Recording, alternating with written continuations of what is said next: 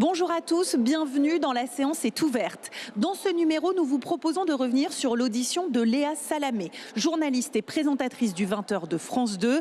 Elle était auditionnée par la commission d'enquête sur l'audiovisuel public. Ses audiences, sa rémunération, le couple qu'elle forme avec Raphaël Glucksmann, voici les différentes questions posées par les députés dans une ambiance parfois tendue entre membres de la commission d'enquête. Regardez. J'ai choisi de dédier ma vie à ce métier de journaliste que j'aime passionnément. Et je le fais avec le souci constant et exigeant de la transparence, du pluralisme et de l'impartialité. Et c'est aujourd'hui pour moi un immense honneur que de le faire sur la première édition du service public, et j'y reviendrai en détail. Mais nous vivons un moment particulier de notre vie démocratique. Les canaux d'information se sont multipliés, la vérité des faits est souvent méprisée. C'est pourquoi sans doute le travail journalistique n'a jamais été aussi indispensable. Il n'a jamais non plus été aussi questionné, aussi discuté, aussi débattu, et c'est une bonne chose. Dans un monde de défiance, les citoyens attendent des journalistes qu'ils rendent des comptes. Et sur ce point, je veux dire les choses très clairement, ces demandes des citoyens sont légitimes et nous devons y répondre. Et on va y répondre ici, ce matin. Même si la confiance du public atteint les 60% pour France Télévisions, qui caracole en tête tous médias confondus. C'est le premier média dans lequel les Français ont le plus confiance, France Télévisions. Nous ne devons pas nous en contenter et nous devons au contraire sans cesse chercher à élargir ce niveau de confiance citoyenne. Je répondrai à vos questions ce matin avec Hugo Plagnard et Julien Dupéret, les deux rédacteurs en chef du journal de 20h. Et à travers nous, c'est la voix de près de 400 journalistes qui travaillent chaque jour à délivrer au plus grand nombre une information fiable et de qualité que vous entendrez ce matin. L'audiovisuel public appartient à tous les Français et c'est donc avec exigence, transparence, honnêteté et liberté que nous répondrons, que je répondrai à vos questions ce matin. Mesdames et messieurs les députés, je suis journaliste depuis plus de 20 ans, vous l'avez dit, Monsieur le Président, et j'ai toujours fait de l'intégrité journalistique et du pluralisme de l'information mes lignes directrices. J'ai aussi travaillé dans le privé, mais c'est au sein du service public que j'ai fait la plus grande partie de ma carrière. C'est un choix et un engagement personnel. Vous avez dit que j'avais commencé à France 24, c'est pas tout à fait exact. J'ai commencé à Public Sénat, aux côtés de Jean-Pierre Elkabbach, grand professionnel, et auprès de qui j'ai beaucoup appris. J'ai passé 3 ans à Public Sénat. Ensuite, vous avez raison, vous avez bon. En 2007, j'ai rejoint France 24 lors de sa création, avec le rêve de participer à l'élan de cette nouvelle CNN à la française dont rêvait Jacques Chirac à l'époque et qui existe toujours et qui fait rayonner la France à l'étranger. En 2010, j'ai rejoint iTélé, l'ancêtre de CNews, la chaîne info du groupe Canal, où j'ai pu présenter l'élection présidentielle de 2012 et animer des débats comme ça se dispute avec Éric Zemmour et Nicolas Domenach. C'est en 2014 que j'ai rejoint l'audiovisuel public, à la fois à la télévision et à la radio. À la télévision, dans On n'est pas couché, où je remplaçais Natacha Polony aux côtés de Laurent Ruquier, et à la radio, d'abord comme intervieweuse du 7h50 de la matinale d'Inter, et puis ensuite comme co-animatrice avec Nicolas Demorand de cette matinale. Et je veux vous dire quand même ce matin la fierté d'avoir présenté la première matinale de France, d'avoir mené près de 5000 entretiens pendant près de 10 ans, des politiques, des penseurs, des intellectuels, des chefs d'entreprise, des artistes, des acteurs de la société civile. Quand nous avons commencé, il y a à peu près 10 ans, France Inter était la 3e radio de France derrière RTL et Europe 1, rappelez-vous.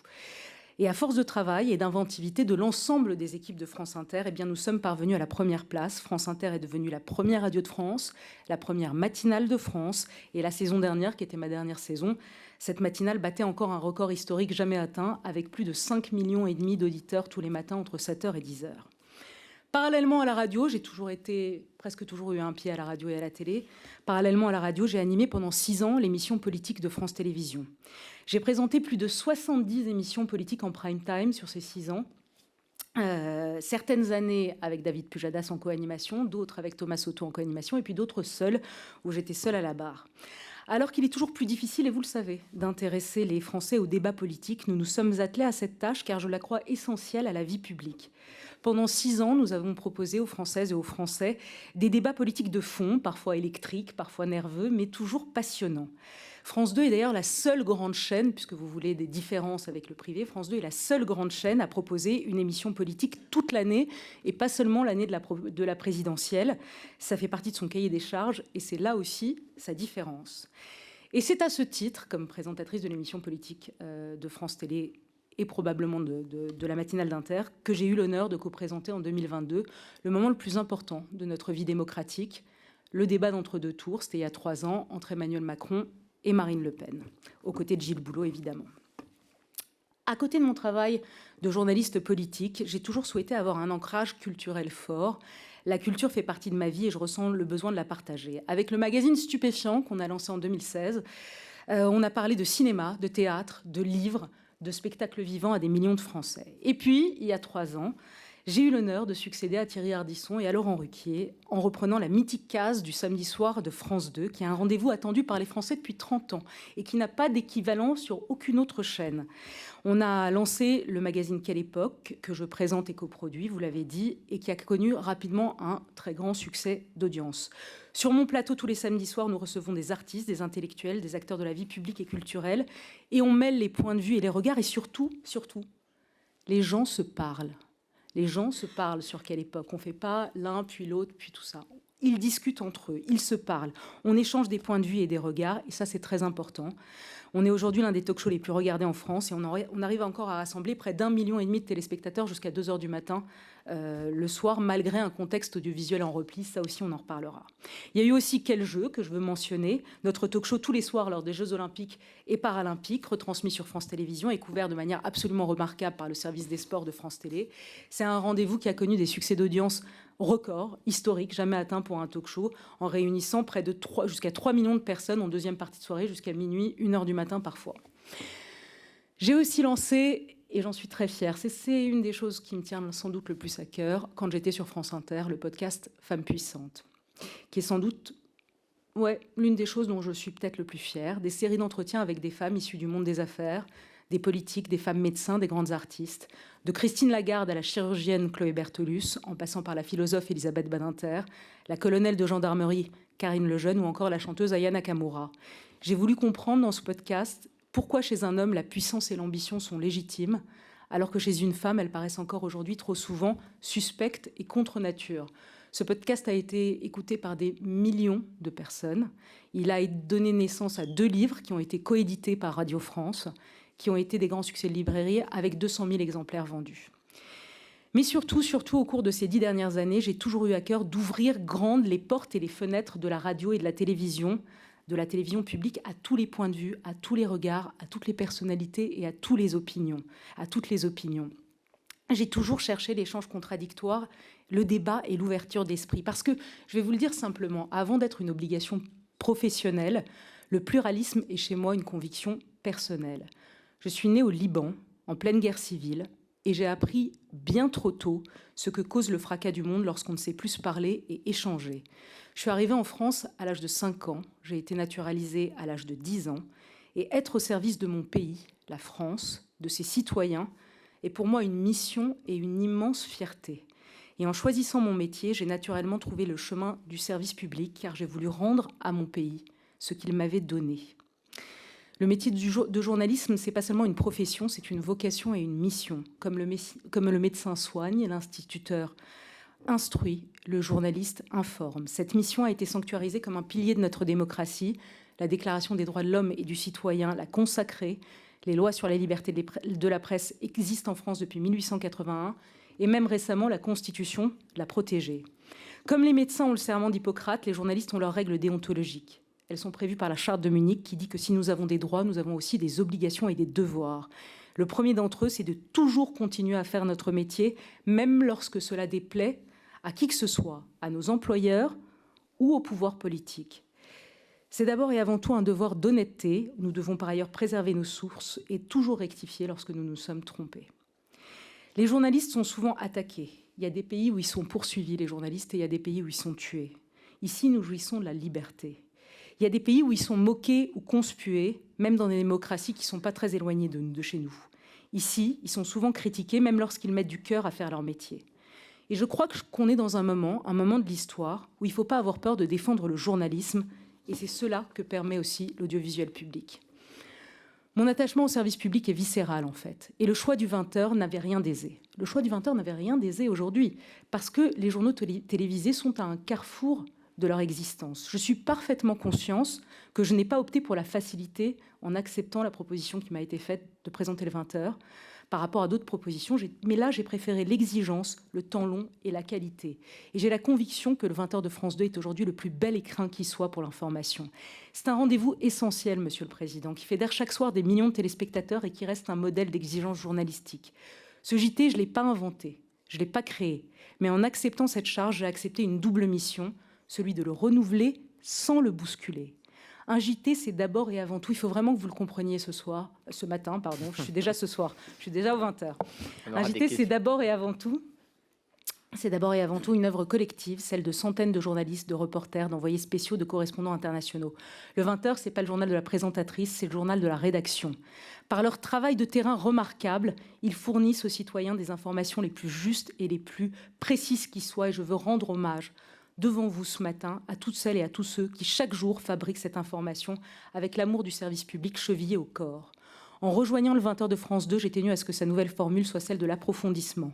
Notre journal fait une large part à l'actualité internationale et a pu consacrer, vous l'avez vu, des pages entières à la situation en Iran, au retour des djihadistes au Mali, au Venezuela, mais aussi à la question des salaires des Français, à la question de la dette publique, à la question de la crise des centres-villes ou encore aux réussites françaises dans le domaine médical. J'ai aussi veillé, et c'est très important ici dans cette enceinte, à ce que le pluralisme soit renforcé dans le journal de 20h. J'ai tenu à ce que chacun puisse être invité afin de pouvoir s'adresser au plus grand nombre. Tous les responsables politiques de tous les partis politiques, du Rassemblement national aux Insoumis, ont été invités. Et on y reviendra. Et on y reviendra. Je vous laisse conclure. Et j'ai tenu, oui, je termine. J'ai tenu, mais c'est important, Monsieur le Président, à recevoir très vite, dans les premières semaines, c'était un marqueur important, il me semble, de Jordan Bardella à Jean-Luc Mélenchon, en passant par Bruno Retailleau, Olivier Faure, François Hollande ou Sébastien Lecornu, dont l'interview, qui a duré 30 minutes, a rassemblé près de 7 millions de téléspectateurs. C'est un record depuis 20 ans. On est les seuls à proposer chaque soir 1 heure d'information exigeante et pertinente. Je dis 1 heure parce que le journal a été rallongé par rapport à celui de TF1. C'est aujourd'hui un rendez-vous d'information incontournable et sans égal dans le paysage audiovisuel français. Nous avons réussi à redresser ces audiences dans un contexte télévisuel en repli, avec un total télé qui a baissé pour toutes les chaînes. En 1 an, l'audience a progressé sur l'ensemble du journal. Il a même gagné 2 points sur la deuxième partie, c'est-à-dire 200 000 téléspectateurs en plus. Le 20h, j'ai bientôt fini. Ouais. Le 20h offre beaucoup de questions, il bouillonne de questions. Je sais qu'il bouillonne de questions, mais on a un délai un peu court, donc c'est pour ça. Je sais, mais vous m'avez donné 10. C'est comme un journal télévisé. On y va. Chaque minute compte. Je termine, ne vous en faites pas. Allez-y. Le 20h offre un récit de l'actualité et une vision globale de l'information. À l'heure où celle-ci est morcelée et déformée en vidéo TikTok et en court extrait sur les réseaux sociaux, le JT raconte le monde entier. On n'a pas d'angle mort, on ne laisse pas de côté ce qui nous dérange ou ce que l'on préfère ignorer. Le 20h est par essence un journal populaire. Il donne à tous les citoyens la même information sans vous enfermer dans une bulle d'algorithmes. Vous n'avez pas juste accès à l'info qui vous plaît d'avance, mais vous êtes confronté à toute la réalité. Monsieur le Président, Monsieur le rapporteur, Mesdames, Messieurs les députés, le service public nous offre cette immense liberté, celle de pouvoir informer sans chercher à plaire, celle de pouvoir travailler sans nous soumettre à un pouvoir, fût-il élu, celle de nous donner les moyens d'apporter au plus grand nombre une information de qualité. Une grande liberté amène une immense responsabilité. Cela implique de rendre des comptes et d'être capable de toujours expliquer notre démarche à l'heure de la transparence, et nous allons le faire ce matin avec Hugo et Julien. Nous ne le faisons pas pour nous, au nom de notre profession, d'une métier ou d'une corporation. Nous le faisons parce que nous avons à cœur de défendre un bien commun à tous les Français pour lesquels ils se sont toujours battus, c'est la liberté. Et je conclurai en citant le discours de réception à l'Académie française de François Sureau. La liberté est une étrange chose, elle disparaît dès qu'on veut en parler. On n'en parle jamais aussi bien que lorsqu'elle a disparu. Je vous remercie. Merci beaucoup pour ce propos introductif. Et puisque notre audition se déroule dans un temps contraint, je ne poserai pas mes questions tout de suite. Je vais laisser le rapporteur commencer ses questions et que je m'exprimerai au moment du tour de table des députés. Je parlerai au nom de mon groupe politique. Monsieur le rapporteur. Merci beaucoup, Monsieur le Président. Merci, Madame Salamé. Merci, Monsieur, d'être venu ce matin pour répondre à nos questions. Effectivement, le temps est contraint. J'ai un certain nombre de questions à vous poser. Mes collègues aussi. Donc, si vous le pouvez, je vous demanderai de faire les réponses les plus concises possibles. Une première question. Vous le savez, TF1 consacre, je crois, des chiffres que j'ai pu appréhender, à peu près 140 millions d'euros à l'information chaque année.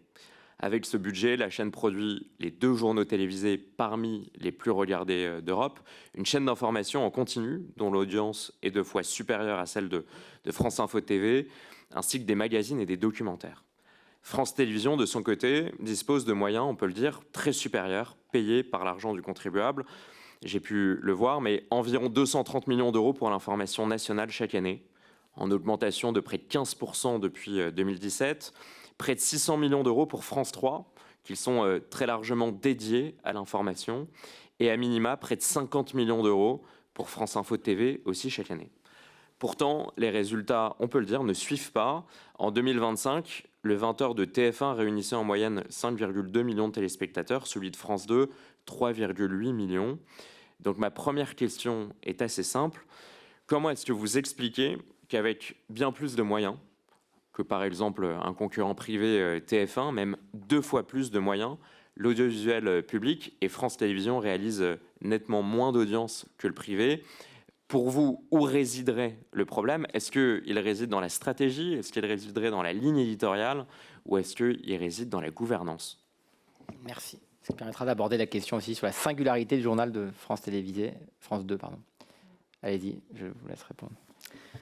Je vais donner la parole aussi à mes co-rédacteurs en chef parce qu'ils sont sur France Télé et sur l'info de France Télé depuis bien plus longtemps que moi. Vous faites une comparaison avec TF1, vous avez raison, mais il faut dire les choses. TF1 a toujours été en tête, ce que je veux dire. Et il y avait des moments, il y a 10 ans, où il faisait 40% de part de marché, quand France 2 faisait 22% de part de marché. Là, aujourd'hui, l'écart s'est beaucoup resserré ces dernières années. Donc, ils sont en tête, bien sûr, ils font un travail remarquable, et on le souligne. On fait un journal qui est différent, je pense. Aussi, on fait un journal où on donne une grande place à l'explication, à l'approfondissement. Quand ils vont faire un sujet sur l'Iran, on va en faire 5 dans le journal, par exemple. Ça, c'est une différence, mais je vais laisser mes co-rédacteurs en chef vous en parler. Puisque vous parlez de l'audience, vous le savez, d'abord, il faut vraiment le dire aux Français. La télévision est moins regardée. Chaque année, elle est de moins en moins regardée et ça touche toutes les chaînes à toutes les heures. L'audience, c'est quelque chose de très important. Et pour moi, je vous ai fait mon petit prélude au début, mon liminaire, ça a toujours été très important. C'est-à-dire, j'ai toujours voulu faire rimer service public, exigence de service public avec audience. Je l'ai fait à la matinale de France Inter, mais on n'est pas devenu première matinale de France en 3 secondes, en claquant des doigts. Ça a mis du temps, Sur quelle époque? On a augmenté de 33% la case, dans un contexte en repli. Là aussi, ça met du temps et ça s'installe. Mais c'est très important. Et sachez que pour ce qui est de l'audience du 20h de France Télé, puisque vous commencez par ça, eh bien, l'audience, elle est en train de remonter. Elle avait été, la saison dernière avait été contrastée. Il y a eu beaucoup de changements aussi pendant l'été, de Joker, etc. Et Alexandre Cara, que vous avez auditionné avant moi, il a cette phrase, il dit les audiences, elles tombent par l'ascenseur et elles remontent par l'escalier. Donc, c'est pas en 3 jours qu'on va le remonter. Mais malgré tout, on est en train de le remonter, les audiences. Et vraiment, je veux remercier les équipes parce que les équipes sont très heureuses de ce qu'on est en train de faire, en fait, en réalité, et on est en train de les monter. Gagner 2 points sur la P2, qui est celle de l'approfondissement, c'est-à-dire gagner 2 points sur des sujets où on fait 15 minutes sur l'Iran, 15 minutes sur le Mali, sur le Darfour, monter l'audience sur ces sujets-là, on peut dire qu'on l'a fait et qu'on l'a réussi.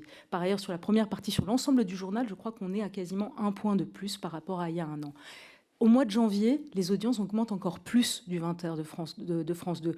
On a fait, première semaine de janvier, on a fait la meilleure semaine depuis 13 mois en audience téléspectateurs. On a fait 4,2 millions en moyenne. Vous disiez 4,1 millions au début, c'est 4,3 millions le jour dont vous parliez. On a fait 4,2 millions en moyenne sur les 4 jours. C'est colossal. Franchement, on est en train de remonter le journal. La semaine dernière, là, on a fait notre record en part d'audience à 20,8, je crois, le record de la saison. Donc, c'est en train de monter petit à petit. On ne le change pas, c'est un grand paquebot. C'est progressif, mais les gens sont en train de s'habituer et prennent le réflexe de plus en plus de venir nous voir. Il y a de plus en plus de CSP+, qui viennent sur le journal de France 2. Il y a un public plus populaire qui vient. Donc, de ce point de vue-là, si vous m'interrogez sur l'audience, je peux vous dire qu'on est en train d'inverser la courbe et qu'on est très content. Et je remercie les équipes. Au-delà des audiences, maintenant, une question plus sur la direction de l'information chez France Télévisions, dont vous dépendez. Vous n'ignorez pas que M. Sidbon Gomes est aujourd'hui le numéro 2 de France Télévisions et qu'il a repris récemment, en octobre dernier, aussi la direction de l'information. Lorsqu'il a été recruté par Delphine Ernotte, M. Sidbon Gomes ne disposait d'aucune expérience dans les médias. Et son parcours professionnel n'était cantonné qu'à des métiers ou à des fonctions exclusivement dédiées à Europe Écologie Les Verts. Lorsqu'on le recherchait sur Internet, jusqu'à l'été dernier, il était présenté simplement sous l'intitulé d'activiste politique. La semaine dernière, on a interrogé la direction de l'information de France Télévisions, et notamment M. Cara, ancien directeur de l'information, qui rappelait la rigueur, l'exigence et la responsabilité qu'implique la détention d'une carte de presse. Or, M. Sidbon Gomes, qui est le directeur de l'information et le numéro 2 de France Télévisions, qui se trouve aujourd'hui à la tête de près de 3000 journalistes, dont vous, ne dispose pas de carte de presse. Monsieur Cara, ancien directeur de l'information de France Télévisions, a résumé cette situation lors de notre audition par une comparaison plus qu'équivoque. Je le cite, il explique que il compare cette situation à celle de certains ministres qui occupent des postes dont ils ne seraient pas forcément spécialistes. En tant que journaliste placé sous son autorité, est-ce que vous considérez que M. Sidbon Gomes est pleinement légitime pour exercer ses fonctions? Vous qui avez une vingtaine d'années d'expérience comme journaliste, est-ce que vous avez le sentiment d'apprendre auprès d'un manager, même indirect, comme M. Sidbon Gomes? Peut-être juste une précision, parce que vous avez fait une petite erreur, monsieur le rapporteur. Le directeur de l'information de France Télévisions, c'est monsieur Philippe Corbet. Et effectivement, là, vous avez raison, il sera a priori, mais on s'en assurera, sous l'autorité de monsieur Sidbon Gomes. Voilà. Et puis peut-être que vous pourrez répondre, madame Léa Salamé, si le rapporteur vous interroge, ce sera une question sur Philippe Corbet, que vous avez connu peut-être. Et ça serait intéressant d'avoir votre retour. Mais je vous laisse répondre à la question du rapporteur sur monsieur Sidbon Gomes, qui est donc directeur des antennes des programmes, numéro 2. Là aussi, je vais répondre. Je voudrais laisser Hugo Plagnard dire d'abord 2 mots sur Stéphane Sidbon Gomes, parce que là aussi, tu es depuis bien plus longtemps que moi à la rédaction de l'info. Et ensuite, je vous dirai ce que j'en pense. C'est important de préciser comment fonctionne une rédaction pour répondre à votre question. La rédaction en chef du 20h dépend de la direction de l'info. Et en fait, nos seuls interlocuteurs, quand on travaille au quotidien pour réaliser le journal, le meilleur qu'il soit, c'est la direction de l'info et seulement la direction de l'info. Nos échanges éditoriaux, c'est la direction de l'info et seulement la direction de l'info. Et en conférence de rédaction, c'est la direction de l'info qui est là et personne d'autre. Donc, cette question est tout à fait légitime, mais dans l'exercice quotidien de notre travail, je ne vois pas un quelconque problème que vous soulevez. Voilà.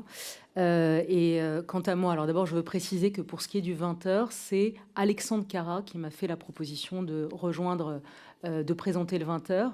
Et pas Stéphane Sidbon Gomes. C'est vraiment avec Alexandre Cara, directeur de l'information, et Delphine Ernotte-Quincy, que j'ai traité pour l'arrivée aux 20h. Stéphane Sidbon Gomes, j'étais plus en lien avec lui sur la partie qu'à l'époque. Par ailleurs, et ils vous l'ont dit très bien, il y a un organigramme dans France Télévisions et les journalistes, tous les journalistes, les rédacteurs en chef du 20h, moi-même, en fait, on le voit quasiment pas, Stéphane Sidbon Gomes. En revanche, Alexandre Cara, et à partir d'aujourd'hui, ce sera Philippe Corbet, que je connais par ailleurs et qui vient de France Inter, c'est à eux qu'on parle, c'est avec eux qu'on décide, c'est eux qui nous disent est-ce que vous êtes sûr de commencer comme ça sur le journal, est-ce que vous voulez pas inviter X sur le journal, est-ce que vous êtes sûr de votre hiérarchie de l'info, qu'est-ce que vous pensez de faire un sujet sur ça? Stéphane Sidbon Gomes, il est au niveau de l'organigramme. Désormais, l'info lui est rattachée, mais lui, il n'est pas là. Il n'est pas en salle de conf quand on fait la conf le matin et l'après-midi. Il n'est pas là. Donc, c'est vraiment le directeur de l'information, et que ce soit Alexandre Cara ou Philippe Corbet, je crois qu'ils ont tous les deux leur carte de presse. Merci beaucoup pour ces éléments de réponse qui nous éclairent. Question courte, et je vous demanderai une réponse courte. Le 26 décembre 2015, vous avez déclaré dans le Nouvel Obs, je vous cite, « Une nouvelle génération, la mienne, a dit « Ça suffit, ce côté on déjeune, je te refile les questions avant l'interview et tu me fais la dépêche sur un tel sujet, c'est terminé. » À qui pensiez-vous précisément lorsque vous avez fait cette déclaration? Et depuis, au sein du service public, est-ce que vous avez eu connaissance de journalistes à qui on continuerait de suggérer ou de dicter des questions ou des sujets ou des dépêches dans un cadre informel, notamment ceux de déjeuner? Je me souvenais pas du tout de cette déclaration. C'est quoi, il y a 10 ans? Vous êtes allé la chercher? Mais bon, je pourrais la redire. C'est un archéologue pointilleux. C'est bien, vous faites votre travail parfaitement bien. Je pourrais la reprononcer aujourd'hui, donc il n'y a pas de souci, je l'assume parfaitement. Je pense qu'il y avait effectivement, je ne vais pas dire dans l'ancien temps, parce qu'il risque de se vexer, mais il fut un temps où effectivement certains journalistes, certains grands intervieweurs et grands professionnels, je ne donnerai pas de nom, appelaient et préparaient l'interview avec l'invité politique la veille en disant effectivement, bon bah voilà, à cette question tu répondras ça, etc. Ça fera une dépêche.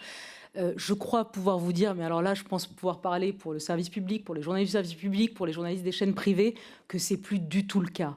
On est dans une période où la transparence est beaucoup plus grande, où tout est checké, où tout est surveillé, et c'est pas du tout le cas. Quant à moi, puisque vous me parlez de moi, j'ai fait, je pense, je sais pas, peut-être 5000 entretiens dans ma vie ces 10 dernières années de manière aiguë entre Inter, la télévision, etc.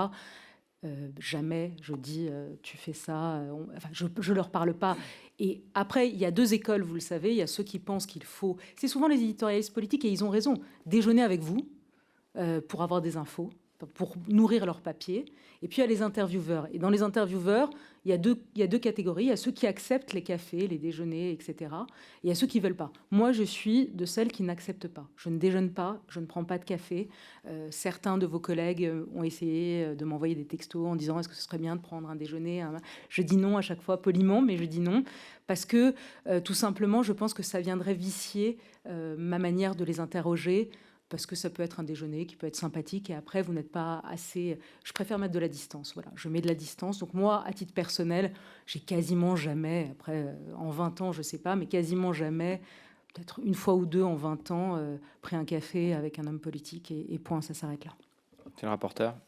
J'en profite pour rebondir sur votre réponse, même si cette question n'était pas prévue. Vous expliquez, et c'est tout à votre honneur, je pense que vous souhaitez mettre le plus de distance possible avec les politiques, que vous en venez à refuser des cafés avec le nombre de politiques qui vous sollicitent. Quelle a été votre appréciation, votre jugement sur ce qui a été appelé l'affaire Patrick Cohen et Thomas Legrand, où ces deux éditorialistes, les journalistes, figures bien connues de l'audiovisuel public, ont été surpris dans un café avec des cadres du Parti socialiste, tentant peut-être d'élaborer une stratégie aussi pour contrer la candidature de Rachida Dati. Quel a été votre premier jugement, votre première appréciation sur ces faits qui ont été révélés ? Là, vous me demandez de commenter ce que mes collègues font. Moi, je veux bien répondre à toutes les questions sur ma vie, sur mon parcours, sur ce que je fais. Mais je vais vous répondre honnêtement. Ça m'a choqué à un double titre. Ça m'a choqué que des journalistes soient entendus, et ça m'a choqué que ça n'émeuve pas plus de monde. Voilà, c'est ce que j'ai à dire. Quant au fond, je n'ai pas à commenter ce qui s'est dit ou ce qu'ils ont dit. Je me prononce sur mon travail et je ne commente pas les propos de mes collègues, encore plus quand c'est des propos rapportés. T'as choqué qu'ils soient entendus, c'est-à-dire qu'ils aient été filmés à leur insu, c'est ça que vous voulez dire ? Absolument. Et le troisième titre, vous n'avez pas été choqué par les propos de Thomas Legrand qui explique « Avec Patrick Cohen, Dati, on s'en occupe », faisant probablement référence à la campagne qui allait s'annoncer. Ça ne vous a pas choqué ? Je ne commente pas les propos rapportés par mes collègues. Je commente ce que moi je dis, moi je fais. Merci pour votre réponse. Un autre sujet, on ne va pas s'attarder parce qu'on a beaucoup de questions à vous poser comme grand témoin de l'information sur l'audiovisuel public. Le 1er novembre dernier, dans votre émission « Quelle époque ?», vous avez choisi de recevoir Xavier Bertrand pour la promotion de son dernier livre « Rien n'est jamais écrit ». Alors, selon le Parisien, cet ouvrage ne se serait vendu qu'à environ 200 exemplaires. 200 exemplaires. Philippe de Villiers, je le cite, il y en a bien d'autres, mais ces livres sont régulièrement des best-sellers. Il publiait au même moment un ouvrage populicide qui a été écoulé au moment où vous avez interrogé Xavier Bertrand à plus de 100 000 exemplaires. Ma question est simple, pourquoi est-ce que vous avez souhaité offrir une exposition nationale à Xavier Bertrand pour la promotion d'un livre écoulé à 200 exemplaires, un chiffre qui vous en conviendrait traduit un désintérêt manifeste et massif du public, alors même que votre émission est financée par l'ensemble des Français? Alors, Elle est étonnante, votre question, mais je vais vous répondre, évidemment. Xavier Bertrand était invité à quelle époque pour son livre, mais pas seulement pour son livre, pour avoir son avis sur l'état de la France. Il a été ministre, il est président de région, il est une personnalité politique qui compte. On l'a invité. Vous me demandez, par ailleurs, 2 semaines après, on a invité Jordan Bardella pour son livre qui s'est vendu à combien 150 000, je ne sais pas où ils en sont. Donc, vous voyez, on invite tout le monde, livre ou pas livre. Pour ce qui est de Philippe de Villiers, on a fait la demande. On veut l'inviter. Vous lui demanderez pourquoi il ne vient pas, mais nous, on veut bien l'inviter. Sur quelle époque on invite tout le monde. D'ailleurs, je pense que vous le savez, monsieur Aloncle. Sur quelle époque est vraiment l'émission sur le service public? C'est pour ça que je suis très fière et très à l'aise de venir devant vous ici, qui invite tout le monde. J'ai regardé, j'ai re-regardé. On a invité Jordan Bardella à 2 reprises. On a invité Marion Maréchal. On a invité Éric Zemmour. On a invité Jean-Luc Mélenchon, Sandrine Rousseau, Clémentine Autain, François Ruffin, Aymeric Caron. Ce que je vais dire, et puis évidemment le bloc central, je pourrais tous vous les citer, Gabriel Attal, comment vous les Édouard Philippe. En fonction de l'actualité, de leur actualité, de la nôtre. Et puis, il y a des émissions, on n'invite pas de politique, on préfère inviter des intellectuels comme Alain Finkielkraut la semaine dernière ou Monsieur De Vecchio il y a 2 semaines. Voilà, c'est variable, on choisit, c'est notre responsabilité éditoriale. Mais pour ce qui est de Philippe de Villiers, je crois que la proposition lui a été faite. S'il nous écoute. Et donc, le bienvenu chez vous. Merci Madame Salamé. On l'a évoqué, mais depuis le 1er septembre 2025, donc vous présentez le journal de 20h de France 2, vous le savez, mais il s'agit là d'une des fonctions les plus prestigieuses du journalisme télévisé, qui vous inscrit d'ailleurs dans une lignée marquante de figures de l'information telles que David Pujadas, Patrick Poivre d'Arvor ou encore Léon Zitrone. Cet honneur s'accompagne naturellement d'une responsabilité toute particulière. L'information est une matière fragile qui exige un souci constant de pluralisme, d'indépendance et d'honnêteté des objectifs qui ont, je le rappelle, une valeur constitutionnelle dans notre pays. Monsieur le Président, en propos liminaire, l'a rappelé, depuis 2015, vous partagez votre vie avec Raphaël Glucksmann, qui est député européen socialiste, fondateur du mouvement Place Publique et personnalité aujourd'hui régulièrement citée parmi les candidats potentiels à l'élection présidentielle de 2027.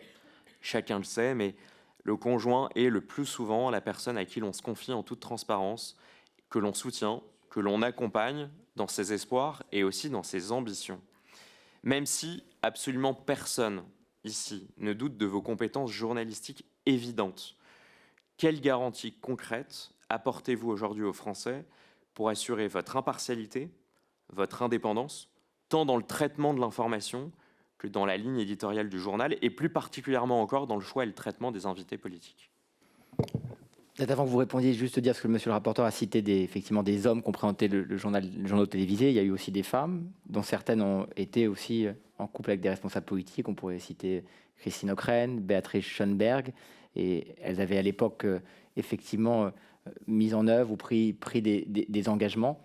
Par exemple, celui de se mettre en retrait si leur conjoint était candidat à des élections. Et j'indique juste, parce que j'aurais dû le faire en introduction, et peut-être que vous pourrez le confirmer, ça permettra de répondre à la question du rapporteur, que vous avez indiqué que si Raphaël Glucksmann se déclarait à l'élection présidentielle, vous en tireriez toutes les conséquences et vous mettriez en retrait, comme vous l'avez fait en mars 2019, lorsque vous avez cessé de présenter l'émission politique sur France 2, ainsi que la matinale de France Inter, puisque votre compagnon était candidat aux élections européennes. Je vous laisse répondre à la question du rapporteur sur les garanties.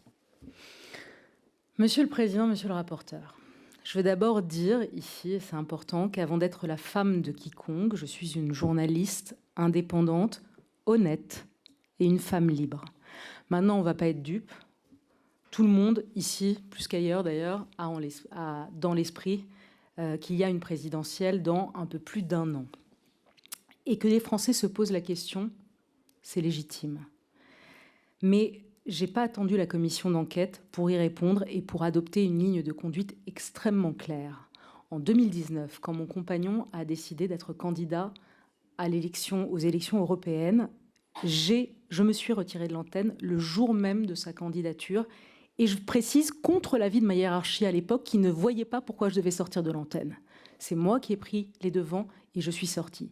5 ans plus tard, en 2024, quand à nouveau il a été candidat aux élections européennes, même chose, je me suis retirée de l'antenne et cette ligne de conduite, elle vaut pour toutes les élections. S'il est candidat, je sors de l'antenne. Je l'ai dit, j'ai même préempté la question au moment où on m'a proposé le 20h, où Alexandre Carra m'a proposé le 20h, où Delphine Ernotte m'a proposé le 20h. J'ai dit, vous savez bien que s'il est candidat, je sors et je sors immédiatement. Immédiatement. Je ne m'accroche pas, je sors.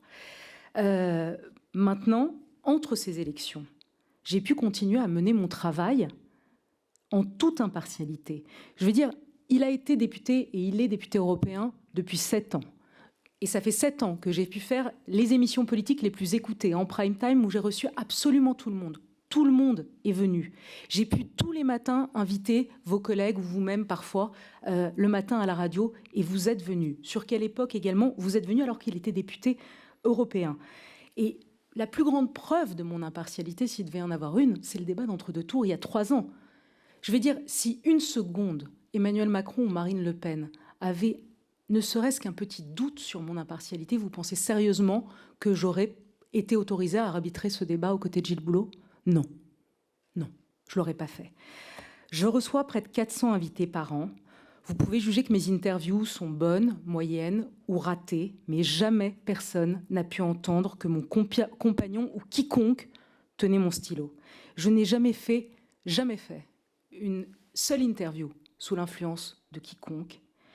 Par ailleurs, monsieur le rapporteur, je ne sais pas si vous êtes marié ou pas, c'est votre vie privée, ça ne me regarde pas, mais on finira par savoir. Mais pensez-vous vraiment qu'en 2026, une femme pense forcément comme son mari, qu'une femme vote forcément comme son mari, qu'une femme prie comme son mari, qu'une femme fait ce que lui demande de faire son mari? Vous pensez sérieusement qu'on en est là ?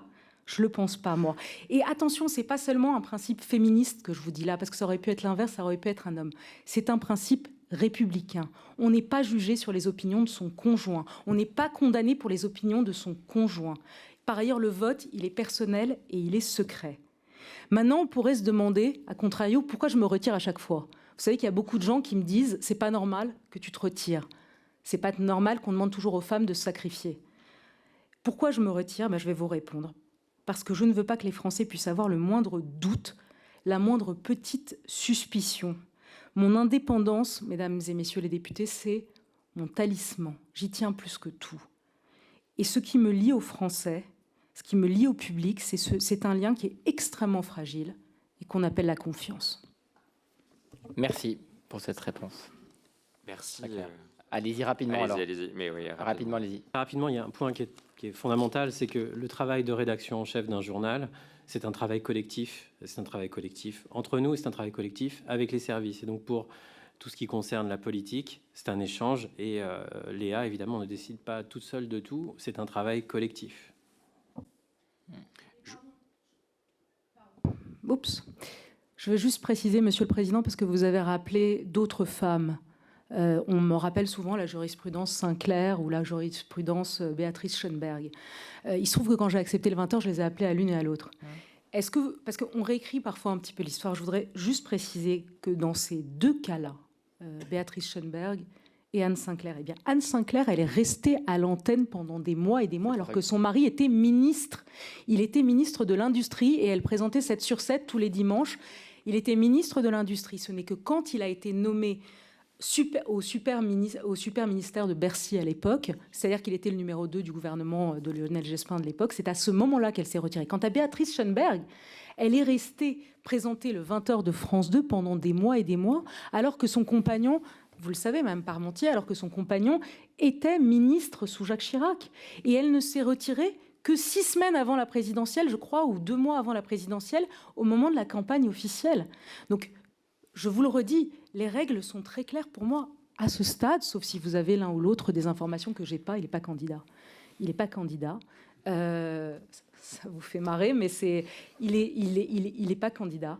Et aujourd'hui, il est député européen. Moi, je mène mon travail en toute impartialité, en toute indépendance. Personne ne me tient le crayon. Et je ne suis pas une femme sous influence. Si un jour, dans 6 mois, dans 1 an, il se décide à être candidat, je quitte le 20h immédiatement. Merci, je crois que c'est très clair. Merci beaucoup pour votre réponse. Et je voudrais vraiment pas faire de cette audition faire de cette question uniquement le point central de cette audition. Donc je me permettrai de poser une deuxième et dernière question sur le sujet. Je pense que vous l'avez vu dans ma façon de présenter les choses. je ne remets nullement en cause vos compétences. Et personne ici, d'ailleurs, ne le fera, j'en suis certain. Votre carrière de journaliste est longue de plus de 20 ans. Et elle vous rend d'ailleurs parfaitement légitime pour présenter ce journal important du 20h de l'audiovisuel public sur France 2. Vous étiez aussi, vous l'avez rappelé, Léa Salamé, avant de rencontrer Raphaël Glucksmann. Mais au cours de ces auditions, les notions d'indépendance, de pluralisme et neutralité ont été largement évoquées. C'est d'ailleurs l'une des 3 dimensions qui nous ont incités à provoquer cette commission d'enquête. On a eu des situations qui ont révélé des traitements différenciés selon les personnes et les contextes politiques. Et c'est précisément d'ailleurs parce que les règles doivent être les mêmes pour tous qu'une question se pose. Je vous demande donc de me répondre simplement et de la façon la plus sincère possible. Est-ce que vous pensez vraiment que si vous étiez la compagne de Jordan Bardella, vous seriez aujourd'hui toujours à la tête du journal de 20h de France 2? Moi, je vais vous laisser répondre. Je le redis quand même parce que c'est une question importante que le rapporteur, que tous les Français se posent. Je crois que vous avez apporté des réponses claires. Maintenant, je pense quand même qu'après des siècles et des siècles de combats, on peut quand même accepter que dans notre pays, une femme libre ne délègue ni ses choix politiques, ni sa pensée à son mari. Non mais, je termine. Merci. Je pense que je peux m'exprimer 2 minutes dans cette commission d'enquête. C'est agréable. Merci, monsieur le rapporteur. C'est agréable. Non, pas à chaque question. Je n'ai même pas posé de question. Vous pouvez aussi vous exprimer. Je le dis clairement, madame Salamé, vous répondre. Elle vous a déjà apporté un élément de réponse en vous disant que le jour où monsieur Glucksmann sera candidat à la présidentielle, elle s'y retirait. Personne ne l'interdit en France. Il n'y a pas des députés qui ont fait des lois, fait voter des lois dans notre pays pour interdire à un journaliste ou à une journaliste d'exercer son métier parce qu'elle entretient des liens personnels avec un responsable politique. C'est la loi de notre pays. La loi de notre pays n'interdit pas à une journaliste d'entretenir des liens personnels. Donc la question, elle est, est-ce que c'est donc une supposition? Si vous étiez la compagne de Jordan Bardella, qu'est-ce que vous feriez? Merci, Monsieur le Président, de reformuler ma question. Non, je pense qu'elle était très claire. Je n'ai pas besoin de leçon. Je pense que j'ai mis. C'est pas une question de leçon. Je pense que j'ai mis tout le contexte nécessaire et personne ici ne remet en question et en cause les compétences de Madame Salamé. Donc, Monsieur le Président, au lieu de reformuler exactement avec les mêmes termes les questions que je pose, je vais vous demander, parce qu'il y a beaucoup de députés qui sont présents. Vous ne me demandez rien du tout, Monsieur le rapporteur. Vous ne me demandez rien du tout. On aimerait donner la parole à tout le monde. Bon, Monsieur le rapporteur, je vais formuler chacune de mes questions. Je vais simplement vous demander qu'on puisse avancer dans le débat parce que l'idée n'est pas de faire 20 minutes ou 30 minutes sur ce sujet d'éventuels conflits d'intérêts auxquels Madame Salamé a répondu de façon très Monsieur le rapporteur, que ce soit clair, parce que j'ai pas posé de questions en introduction alors que j'aurais pu passer 20 minutes à poser des questions pour que vous puissiez poser toutes les questions. Je dis juste que vous avez posé une question importante. Madame Salamé, vous vient de vous faire une réponse de quasiment 5 minutes pour vous expliquer les règles qu'elle s'était fixées. Donc elle va vous répondre à votre deuxième question. Vous l'avez posée, vous aurez une réponse. Je me permets simplement d'indiquer ici très clairement que c'est important aussi qu'on puisse juger les journalistes sur leur travail, sur leurs actions. Madame Salamé vous a apporté une réponse qui était intéressante, j'ai trouvé, en vous disant que s'il y avait eu, et Mme Parmentier pour en témoigner, une suspicion sur la manière dont le débat à la présidentielle, c'est pas anodin le débat à la présidentielle, entre Marine Le Pen et Emmanuel Macron, je pense que les députés du Rassemblement national, Marine Le Pen s'en serait offusquée. Donc je vais vous laisser répondre, mais je pense que c'est important aussi d'entendre les réponses que vous font les personnes auditionnées pour construire un dialogue, un échange. C'est tout ce que j'ai dit. Allez-y, Mme Salamé. Si on peut me laisser... Allez-y, Mme Salamé. Si on peut... Allez-y, Mme Salamé. Allez-y, allez-y. Je sais pas. Allez-y, allez-y. Mettez-vous d'accord. C'est moi qui décide, donc allez-y. Allez-y, Mme Salamé. Allez-y. Ok. On y va. Je pense que j'ai été effectivement assez longue sur cette question. C'est pas moi, je suis pas patronne de France Télévisions. C'est pas moi qui décide qui présente le 20h. C'est pas moi qui décide qui est nommé ou pas au 20h. Donc je peux pas parler pour elle. Je suis pas la compagne de Jordan Bardella. J'espère que si la compagne de Jordan Bardella était journaliste, elle pourrait continuer à faire son travail sur une chaîne privée ou sur une chaîne publique. Je l'espère, jusqu'à ce que son compagnon soit candidat. Et si elle me demandait conseil, la compagne de Jordan Bardella, qui serait peut-être journaliste, eh bien, je lui dirais, tant qu'il n'est pas candidat, tant qu'on n'est pas en période de campagne, tu ne vas pas faire du tricot. Il faut que tu travailles et tu es indépendante et fais-le. Quand il sera candidat, s'il est candidat, retire-toi pour protéger tes équipes et pour garder le lien de confiance avec les Français. Mais je ne suis pas compagne de Jordan Bardella. Julien ? Oui, juste préciser, puisque vous souhaitez aussi comprendre comment travaillent nos rédactions, l'indépendance de nos rédactions est le bien le plus précieux pour nos rédactions et pour l'ensemble de nos journalistes. Et on ne transige pas dans notre rédaction sur cette indépendance. D'ailleurs, les présentateurs et les présentatrices portent le travail de la rédaction à l'antenne. Ce n'est pas le journal de Léa Salamé, tout comme le week-end, ce n'est pas le journal de Laurent Delahousse, ou à 13h, ce n'est pas le journal de Julien Bugier. Les présentatrices et les présentateurs portent chaque jour le travail de la rédaction à l'antenne. Et Hugo l'a commencé à l'expliquer, mais nos journées sont faites de dialogue permanent. Nous commençons dès 8h30 le matin à parler entre nous, à échanger avec l'équipe de rédaction en chef.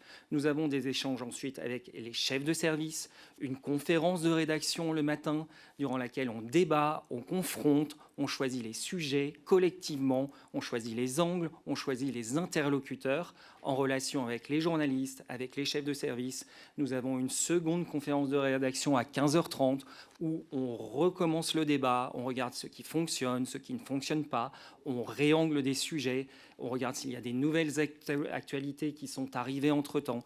Le dialogue est permanent et ce jusqu'à 20h. Et lorsque Léa s'assied à 20h dans son fauteuil de présentatrice du journal télévisé, c'est bien le travail de la rédaction qui est présenté. Et ce travail est le fruit d'une journée entière de dialogue et d'échanges éditoriaux très poussés tout au long de la journée. Je pense que pour connaître très bien la rédaction de France Télévisions, s'il y avait un quelconque problème, ce problème, il ne serait pas resté à l'intérieur de France Télévisions. Il y a eu zéro problème. Enfin, Léa, nous, on la voit comme une consoeur, une journaliste expérimentée, une femme de dialogue avec laquelle on travaille très bien. Donc, la réduire à sa condition de compagne de, je trouve ça un petit peu compliqué quand même. Une précision, Mme Salamé, vous avez indiqué en réponse au rapporteur qu'au moment où vous êtes mise en retrait parce que votre conjoint était candidat aux élections européennes, votre direction l'avait regretté. Est-ce que la règle que vous avez fixée, de dire que si Raphaël Glucksmann était candidat au présidentiel, vous mettriez en retrait du journal télévisé, est-ce que vous avez eu la même contestation de la direction de France Télévisions où ils ont... Non, pas du tout. Pas du tout. Les règles sont très claires, elles sont fixées avec la direction de France Télévisions. S'il est candidat, encore c'est une hypothèse, on est bien d'accord. Si jamais il était candidat, dans 6 mois, dans 1 an, le jour de sa candidature, je sors. C'est très clair pour tout le monde, pour les journalistes, pour tout le monde. Je crois que c'est clair. Monsieur le rapporteur, vas-y. Merci, Monsieur le Président. Simplement pour réagir. Je tiens à préciser que, et je pense que vous vous en doutez, mais j'aurais posé exactement les mêmes questions si vous aviez été un homme. J'aurais posé exactement les mêmes questions à Monsieur Delahousse, par exemple, s'il avait partagé sa vie avec Madame Tondelier. Parce que cette commission d'enquête a aussi pour but d'éclairer d'éventuelles formes de conflits d'intérêts, notamment dans le traitement de l'information. Donc, moi, je ne peux pas accepter les sous-entendus que peut faire le président quand il me reprend et que je vous pose 2 questions uniquement lors de cette audition, qui, je pense, sont parfaitement légitimes et sont des questions que se posent aussi des millions de Français. Et je vous remercie sincèrement d'y avoir répondu avec clarté. Donc maintenant, je vous propose d'ouvrir un autre chapitre de cette audition, qui est un chapitre qui est important pour nous, puisqu'il concerne les contrats passés entre l'audiovisuel public et les sociétés de production. Vous présentez le journal de 20h. À ce titre, vous êtes salarié de France Télévisions et dans le même temps, vous êtes chef d'entreprise, vous êtes prestataire de France Télévisions puisque vous coproduisez l'émission Quelle époque par l'intermédiaire de votre société Marinka Productions. Vous faites donc ainsi partie des derniers animateurs producteurs de l'audiovisuel public qui, et vous allez probablement nous éclairer sur le sujet, je n'ai pas toutes les informations, mais peut-être que vous percevez une double rémunération à ce titre, au titre de salarié de France Télévisions et aussi au titre d'animatrice et productrice pour le compte d'une société privée qui a une délégation d'une mission accordée par France Télévisions. Dans le rapport de 2016 de la Cour des comptes, eh bien, la Cour des comptes alertait explicitement sur cette pratique. Je le cite, page 63, France Télévisions achète des programmes dont la présentation est assurée par l'un de ses salariés permanents et qui donne lieu à une rémunération directe par la société de production. La Cour estime que doit être interdite à l'avenir la pratique du cumul de contrats entre un CDI et un CDD, comme celle des salariés en CDI rémunérés parallèlement par des sociétés de production privées. Est-ce que vous rentrez aujourd'hui dans cette case d'animatrice productrice doublement rémunérée au titre de salarié de France Télévisions et au titre aussi de productrice d'une émission du service public? Et comment, si oui, est-ce que vous expliquez que cette situation échappe encore à des recommandations de la Cour des comptes émises il y a maintenant 10 ans? Alors, je vais vous répondre très clairement. Très clairement, parce que la transparence est essentielle, et encore plus quand il s'agit d'argent public. C'est pour cela qu'il faut être très clair et que tous les éléments concernant nos rémunérations, concernant ma rémunération, concernant nos contrats de travail, vous ont été transmis, monsieur le rapporteur. Vous les avez tous. Il n'y a rien de caché, tout est sur la table. Pour ce qui est du 20h, d'abord, je tiens à préciser les choses. J'ai accepté la rémunération qui m'a été proposée sans discussion et sans négociation aucune. France Télévisions m'a dit que c'était la même rémunération que mes prédécesseurs au 20h. Je n'ai pas demandé 1 euro de plus. Par ailleurs, et vous le savez, la grille des salaires, elle est auditée, elle est contrôlée par un contrôleur d'État. Et je crois même pouvoir vous dire ici, je suis sous serment devant la représentation nationale, sans difficulté, que ce sont des salaires qui sont très confortables, mais qui sont bien inférieurs aux salaires des chaînes privées. J'ai par ailleurs moi-même reçu des offres de chaînes privées, de télé et de radio ces dernières années, qui étaient beaucoup plus lucratives que ce que je gagne sur le service public, mais j'ai jamais été guidée par l'appât du gain, et j'ai toujours fait le choix du service public par conviction. Maintenant, je ne me plains de rien, je ne me plains absolument pas de ma situation, mais juste que ce soit bien clair, pour ce qui est de mon salaire, c'est la même chose, je n'ai pas négocié, pas discuté, pas demandé 1 centime de plus. Et pour ce qui est du montant, vous ne me le demandez pas, mais c'est très clair, la direction de France Télé, et ce sera une règle qui va s'appliquer à tout le monde, à tous ceux que vous auditionnerez, estime que ces informations sont confidentielles et nous a demandé de ne pas les adresser publiquement. Je me conforme à cette consigne, mais vous avez tout. Pour ce qui est maintenant mon statut à France Télévisions, puisque vous avez parlé de la coproduction. Donc, je présente le 20h, on est d'accord, et là, je suis salariée. En parallèle, je suis coproductrice, effectivement, depuis plus de 3 ans. De Quelle Époque, émission que j'ai pensée, que j'ai créée, et je suis coproductrice de Quelle Époque, comme l'était avant moi Laurent Ruquier et Thierry Ardisson, qui étaient coproducteurs de leur émission, parce que c'est une émission très importante, que chacun de ces animateurs construit, façonne et écrit, et que c'est important qu'on soit coproducteur. Par ailleurs, il y a un point très important que je tiens à préciser, puisqu'il s'agit d'argent public, c'est que j'étais productrice de Quelle Époque avant d'être salariée de France Télévisions.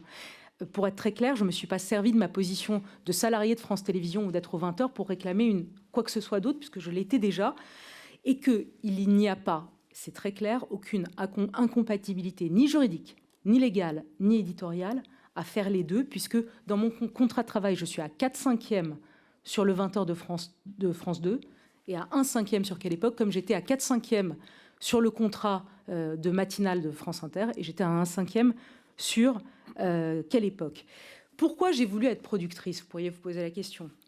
D'abord, parce que c'est très important pour moi, et je l'ai fait pendant 10 ans à la matinale d'Inter, de faire monter des talents. C'est une des choses que j'adore faire. J'aime placer les gens, j'aime monter les talents, j'aime faire émerger les gens qui me tapent dans l'œil.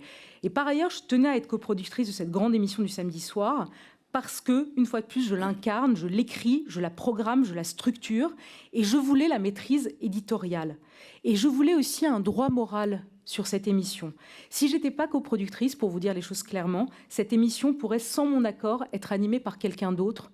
C'est comme ça. Ou alors, elle pourrait être achetée par une société étrangère sans que je donne mon accord. Par exemple, une société russe qui voudrait racheter le format de Quelle Époque. Si j'ai pas droit de regard, on me demande pas, on peut la vendre, même si ça me plaît pas. Et ça, je ne le souhaitais pas. Par ailleurs, et ça parlera aux femmes qui sont là, il y a très peu de femmes productrices sur le marché encore.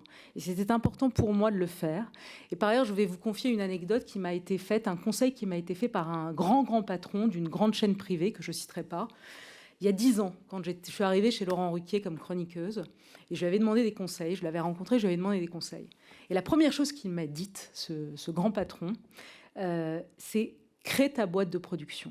Pourquoi il m'a dit ça? Crée ta société de production. Il m'a dit, en cela, les hommes et les femmes font très différents. Les hommes, tous les animateurs, les journalistes, dès que ça commence à marcher pour eux, ils créent leur boîte de production pour proposer des nouveaux projets, pour lancer des documentaires, des nouvelles émissions, pour faire monter d'autres talents. Ils le font très vite et comme ça leur donne une indépendance par rapport aux diffuseurs. Les femmes, elles ne le font pas. Les femmes, elles sont souvent salariées de producteurs et elles ne le font pas. Et à partir de 50-55 ans, elles se font dégager. Elles se font dégager et elles n'ont plus rien. Donc, j'ai mis du temps à appliquer son conseil. J'ai mis 8 ans à appliquer son conseil. Il me l'avait donné il y a 10 ou 12 ans. Mais au moment où France Télévisions m'a fait confiance pour animer Quelle époque et lancer ce nouveau projet, je vous rappelle, que j'écris et que je façonne, à ce moment-là, je me suis dit, il est temps pour moi d'avoir un droit moral et un droit de regard sur cette émission. Et une fois plus, vous avez tous les contrats, tout est sur la table, le budget, tout vous a été transmis. Et si vous avez besoin d'autres éléments chiffrés sur Quelle époque, je vous les donnerai, pas de problème. Juste un élément de précision, je vous donne la parole, monsieur le rapporteur. Dans cette commission d'enquête, on explore effectivement les liens entre les sociétés de production et l'audiovisuel public. Vous avez parfaitement raison de rappeler que les présentateurs d'émissions phares du service public, en l'occurrence de France 2, pour ne pas citer Laurent Ruquier ou Patrick Sébastien, étaient eux-mêmes producteurs et que donc dans la série d'auditions que nous ferons à la fin de cette commission d'enquête, c'est-à-dire d'auditionner aussi les anciens producteurs pour comprendre les contrats qu'ils avaient avec l'audiovisuel public, et j'imagine que le rapporteur sera intéressé aussi de savoir le montant de ces contrats. Vous avez effectivement cité Laurent Ruquier, on aurait pu citer Patrick Sébastien. Il y a effectivement eu des hommes qui ont eu leurs propres sociétés de production et qui ont animé des sociétés phares, des émissions phares de l'audiovisuel public, et que cette commission d'enquête pourra, de manière tout à fait pertinente, les auditionner. Monsieur le rapporteur. Merci Monsieur le Président, merci Madame Salamé pour vos réponses. Vous évoquez effectivement les figures de Thierry Ardisson et de Laurent Ruquier. J'espère ne pas me tromper, mais je ne pense pas qu'à l'époque, ils étaient à la fois salariés de France Télévisions et aussi producteurs et animateurs des émissions qui avaient cours sur l'audiovisuel public. Ça a été une recommandation majeure de la Cour des comptes dans ces 2 derniers rapports. Pourquoi? Très simplement, pourquoi est-ce que vous n'avez pas voulu vous y soumettre? Et par ailleurs, je me permets de rebondir aussi sur le rapport que le député Aymeric Caron a réalisé en octobre 2025 sur l'audiovisuel public, notamment sur les situations de cumul de rémunération. Il dénonçait ces rémunérations, je le cite, des réponses de France Télévisions marquées par leur imprécision et par un refus manifeste de divulguer les chiffres réels, ce qui interroge fortement.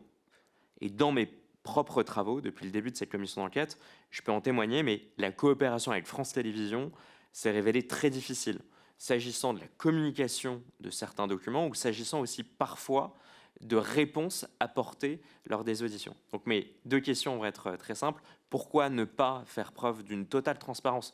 Et vous avez fourni tous les documents nécessaires à ma connaissance, mais pourquoi ne pas faire preuve de plus de transparence pour expliquer aux Français combien coûte une émission de Quelle époque et à ce titre, combien êtes-vous rémunéré? Et deuxième question, pourquoi ne pas vous soumettre aux recommandations de la Cour des comptes et d'arrêter ce phénomène d'animateur-producteur qui a eu cours depuis des décennies et qui a suscité nombre de problèmes?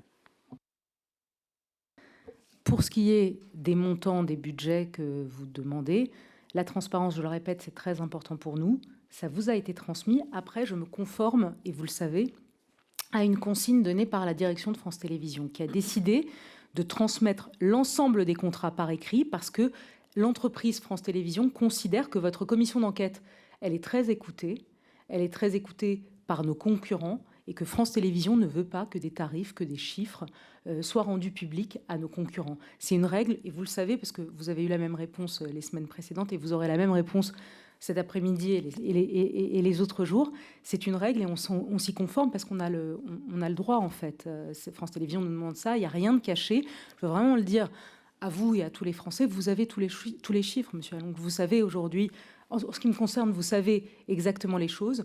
Par ailleurs, je vous le répète, j'étais productrice de cette émission avant d'être salariée de France Télévisions. Il n'y avait aucune raison, avec les chiffres qu'on fait sur Quelle époque, avec l'enthousiasme que c'est pour des millions de Français qui attendent ce rendez-vous du samedi soir, qui disent « Vous n'imaginez pas ce qu'on me dit sur Quelle époque, combien ça fait du bien, combien c'est une catharsis du samedi soir. » Je ne me voyais pas arrêter, c'est mon bébé, elle marche très bien. On a fait plus 33% sur la case dans le contexte actuel. Les Français en parlent à la machine à café. Il y a des reprises sur les réseaux sociaux qui sont ahurissantes. via Hugo Clément, via Paul de Saint-Cernin. Les jeunes la connaissent, les jeunes la regardent et c'est important. Donc je ne me voyais pas arrêter. Et par ailleurs, je ne suis pas la seule à être à la fois... Vous dites, il y en a d'autres que vous allez auditionner. Et voilà, et tout est légal, tout est déclaré, tout est contrôlé et tout est audité. Moi, je ne vais pas consacrer mes 2 minutes à vous poser une question. Je vais consacrer mes 2 minutes à un rappel du cadre, malheureusement, parce qu'il y a eu une nouvelle sortie de route de la part du rapporteur. Une commission d'enquête n'est ni un tribunal d'opinion et ni un outil de mise en cause personnelle. Ces règles avaient été établies de manière claire, à la fois... Pardon, je l'ai dit, merci de ne pas m'interrompre. Allez-y, Madame Alizadeh, elle fera l'objet d'un Madame Alizadeh a la parole seule. Non seulement Monsieur le rapporteur, seule Madame Alizadeh a la parole, sinon je vais suspendre. Allez-y, allez au bout de votre question, Madame Alizadeh. Donc, une commission d'enquête n'a pas pour mission de mettre en cause personnellement des personnes, surtout quand elles ne sont pas là. Elle a pour une mission d'établir des faits, d'éclairer des responsabilités et de servir l'intérêt général. Ces règles avaient été rappelées lors d'un bureau extraordinaire par le président. Elles avaient été également rappelées par la présidente de l'Assemblée nationale. Or, le 28 janvier dernier, lors de l'audition des directeurs et directrices de l'information de France Télévisions, le rôle de cette commission a une nouvelle fois été dévoyé et instrumentalisé par monsieur le rapporteur. Cette fois, c'était madame Shirin Ardakani, avocate du prix Nobel de la paix Narges Mohammadi et des familles de plusieurs otages français qui en a fait les frais. Elle a été directement et nommément citée par le rapporteur. Vous étiez absent, monsieur le président, à ce moment-là. Non, attends, s'il vous plaît. S'il vous plaît, chers collègues. J'aimerais ne pas avoir à suspendre cette audition parce qu'elle est regardée par les Français et qu'on est comptable, toutes et tous ici, de la manière dont les débats sont conduits à la fois dans cette commission et à l'Assemblée nationale. Et qu'on est comptable d'une image digne et respectueuse de nos débats. C'est la règle que j'avais fixée. Les Français nous demandent de relayer l'ensemble des questions qu'ils se posent. Le rapporteur le fait, les députés le font, mais ils nous demandent aussi de respecter un cadre digne et respectueux de nos échanges. Donc, s'il vous plaît, Madame Alizadeh, reprenez, monsieur le rapporteur, laissez finir Madame Alizadeh. Elle a de toute façon 2 minutes de temps de parole. Elle va aller au bout de son temps de parole et ensuite, on passera à Madame Duby-Muller pour la droite républicaine. Je vous laisse terminer. Merci, monsieur le président. Dans son intervention le 28 janvier dernier, monsieur le rapporteur a insinué que Madame Ardakani se présentait comme une experte de la question iranienne et que, par ses interventions, elle contribuait à manipuler l'information. Je vais donc rappeler des faits. Madame Ardakani a été présentée comme une militante des droits humains et comme une avocate, à aucun moment comme une experte. Elle est invitée pour parler des dossiers en tant qu'avocate de dissidents et en tant que présidente d'une ONG de défense des droits humains, dont l'objet est de documenter les crimes contre l'humanité et de coopérer avec des mécanismes des Nations Unies pour poursuivre les responsables. Vous avez également mentionné le fait qu'elle était engagée en politique, alors que ses activités politiques datent de plus de 10 ans, qu'elle était candidate sur une liste d'union aux élections régionales et que son militantisme politique s'est arrêté à ce moment-là, à l'âge de 23 ans.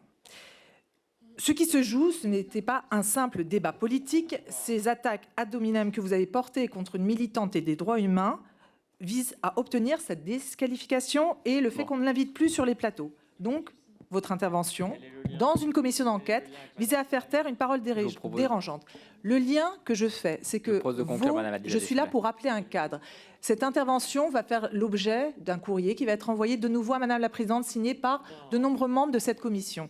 Vous êtes vous-même, par cette intervention, vous avez fait une intervention qui n'avait aucun lien avec la commission d'enquête, en incriminant une militante des droits humains. Je vais vous demander de conclure, Madame Alizadeh. Et vous l'avez présenté de manière erronée et éhontée. Madame Alizadeh, monsieur le rapporteur. Attendez, monsieur le président. Monsieur le président, c'est une nouvelle diffamation que vous venez de faire. Monsieur le rapporteur vient de dire... Madame Alizadeh, monsieur le rapporteur. Écoutez, soit je suspends cette audition. Mme Salamé est là pour répondre à nos questions. Elle a un journal télévisé présenté à 20h. Elle reste un peu plus longtemps pour répondre à nos questions. Elle ne reste pas pour que nous réglions nos comptes. Donc je peux aussi suspendre. On convoque un bureau et on s'en parle entre nous. Je pense qu'on est là pour auditionner Mme Salamé et messieurs les rédacteurs en chef. Ils nous accordent un peu plus de temps. On les en remercie parce qu'ils ont ce soir un journal télévisé à présenter, mais ils ont aussi des réponses à nous apporter. Mme Alizadeh, la conclusion. C'est bon ? Nous allons rajouter dans le courrier le fait que vous venez de nouveau diffamer une militante des droits humains en la traitant de porte-parole des mollahs. Merci Madame Alizadeh. L'ARCOM a épinglé l'émission Quelle époque que vous animez et coproduisez sur France 2 à la suite de l'émission du 11 mai 2025. Lors d'une séquence, l'animateur Thierry Ardisson avait affirmé à propos de Gaza, je cite, c'est Auschwitz, faisant ainsi référence au camp de concentration et d'extermination nazi durant la Seconde Guerre mondiale. Si une mise au point a été faite après cette séquence, je souhaiterais comprendre comment une telle déclaration a pu être diffusée alors même que cette émission est enregistrée et montée avant sa diffusion le samedi soir. Quelles mesures concrètes ont été prises afin que ce type de dérive ne puisse pas se reproduire ? Par ailleurs, le lundi 13 octobre, une erreur factuelle diffusée lors du journal de 13h, puis reproduite aux 20h, a conduit à une confusion entre les assassinats du professeur Paty et Dominique Bernard. Cette erreur a suscité une indignation légitime. Là encore, vous avez présenté vos excuses et une rectification a été apportée dans les éditions du lendemain. Cependant, selon un article du Parisien, dès le journal de 13h, le présentateur Julien Bugier aurait signalé l'erreur en direct à la régie. L'article précise également que des téléspectateurs ont alerté la chaîne par courriel et que plusieurs personnes en interne étaient donc informées de cette erreur sans qu'elle soit corrigée pour le journal de 20h. Madame Taillé-Polian pour le groupe écologiste et social. Merci Monsieur le Président. Je voudrais d'abord faire une remarque sur la façon dont l'audition se passe. Je suis à nouveau choquée par le fait qu'au nom de l'institution, le rapporteur interroge sur l'emploi de tel ou tel mot. Là, ça a été sur la police ICE de Donald Trump. Et vous montrez là, Monsieur le rapporteur, que finalement, vous la soutenez. D'ailleurs, comme lui, qui demande aux journalistes pour qu'ils puissent intégrer la salle de presse de la Maison-Blanche, d'employer tel ou tel mot. Cela me choque. On peut le faire, certes, dans le débat public, en tant qu'élu, dire je ne suis pas d'accord avec cette analyse portée par les journalistes, mais au nom de l'institution, cela me choque. Maintenant, je voudrais poser une question à Madame Salamé et à Monsieur Plania, à Monsieur Dupéret. Vous parlez d'un travail collectif. Et je n'en doute pas. Évidemment, le 20h ou tous les grands journaux, les grands titres de presse, c'est avant tout une rédaction qui doit être nombreuse, fournie et dotée de conditions de travail correctes. Cela dit, moi, je m'interroge par rapport au poids des incarnations. Avec le fait, finalement, d'avoir une forme de show business, de star system du journalisme, qui conduit, en tout cas, je m'interroge très fortement, à une baisse du pluralisme, par une baisse de la diversité, justement, de ces incarnations, de leur capacité à proposer des angles différents, des visions du monde, des expériences, parce que le pluralisme, c'est pas seulement les sensibilités politiques, c'est aussi, bien sûr, des façons différentes de voir les choses. Et moi, je m'interroge très fortement, et je voudrais votre avis de professionnel, sur ce choix du service public, un peu à la traîne du privé, où on a des mêmes incarnations sur les radios, sur les télés d'un même groupe, que vraiment de choisir, de se limiter à 1, 2, 3 personnalités qui reviennent tout le temps à l'antenne. Je m'interroge très fortement et je me demande si le service public ne devrait pas faire d'autres choix, ce qui évidemment n'empêcherait pas Madame Salamé ou d'autres personnalités comme vous, Madame, d'intervenir, mais peut-être de moins monopoliser et d'avoir plus de diversité. C'est une interrogation. Je voudrais votre avis sur cette question. Merci. Merci Madame Taillé-Polian. Et je dis, évitons ici de mettre en cause le rapporteur sur des questions précises qu'il pose, parce que non, mais vous avez le droit de commenter, je le dis aussi, il a le droit d'interroger les rédacteurs en chef des journaux télévisés et la présentatrice sur une qualification qui a été utilisée dans le journal, ce qui a permis d'ailleurs au rédacteur en chef d'apporter des éléments de réponse et de précision tout à fait éclairantes. Et vous aurez vos réponses à vos questions, je m'en assure, Madame Taillé-Polian. Monsieur Balanant, 2 minutes pour le groupe démocrate. Oui, merci Monsieur le Président. Vous avez raison. Évitons de remettre en cause les questions du rapporteur. Que celui-ci, quand d'autres posent des questions, évite de les interrompre. Ça me semble être la moindre des politesses. Alors j'espère, Madame Salamé, que pendant nos petites querelles lamentables, vous avez eu le temps de préparer le journal. Parce que je crois pas. Et comme il a été beaucoup question d'audience, moi j'aimerais revenir sur ce sujet. Visiblement, le rapporteur est très préoccupé de l'audience de vos journaux. Moi, je considère que l'audience n'est pas tout sur le service public de l'information. C'est juste sa spécificité, son utilité, la nécessité de l'information publique, de l'information est autre chose justement que l'audience. Donc dans cette équation que vous avez, avec, ça a été dit et ça a été dit dans de nombreuses auditions que nous avons eues, l'audiovisuel public porte des missions que le privé ne fait pas. Il porte une présence sur certains territoires que le privé ne fait pas. Il porte, par exemple, un certain nombre d'envoyés spéciaux que le privé n'a pas. Alors, comment concilier justement cette différence, cette nécessité de répondre à la question des missions qui vous sont données par la représentation nationale, hein. Je rappelle que nous avons un certain nombre de prérequis et de choses que nous imposons sur ces sujets. Donc, comment faites-vous par rapport à cette course à l'audience et cette nécessité de répondre à ces missions de service public? Ça me semble être en réalité une des questions qui devrait nous guider depuis le début de cette commission d'enquête. C'est-à-dire, à quoi sert l'audiovisuel public? Est-ce que l'audiovisuel public est un outil qui doit être au service d'un pouvoir? C'est une question. Ça l'a été, ça pourra peut-être le redevenir. Est-ce que l'audiovisuel public est là pour défendre un certain nombre de valeurs, nos valeurs républicaines? Est-ce que l'audiovisuel public est un outil de souveraineté nationale? Tout ça sont des questions auxquelles il faut répondre. Merci beaucoup, Monsieur Baladant. Monsieur Borrell pour la gauche démocrate et républicaine. Merci, Monsieur le Président. J'ai deux petites questions, Madame Salamé. La première, vous avez dit à plusieurs reprises que vous aviez choisi le service public par conviction, puisque vous avez travaillé également dans le privé. Est-ce que ça veut dire, selon vous, qu'il y a une singularité du modèle d'audiovisuel public? Et dans ce cas, qu'est-ce que ça pourrait être? Je dis ça parce que je me souviens d'un entretien que vous aviez donné sur votre métier d'intervieweuse. Et vous avez dit à un moment, moi, ce que je cherche, c'est qu'il se passe quelque chose, je cherche le moment.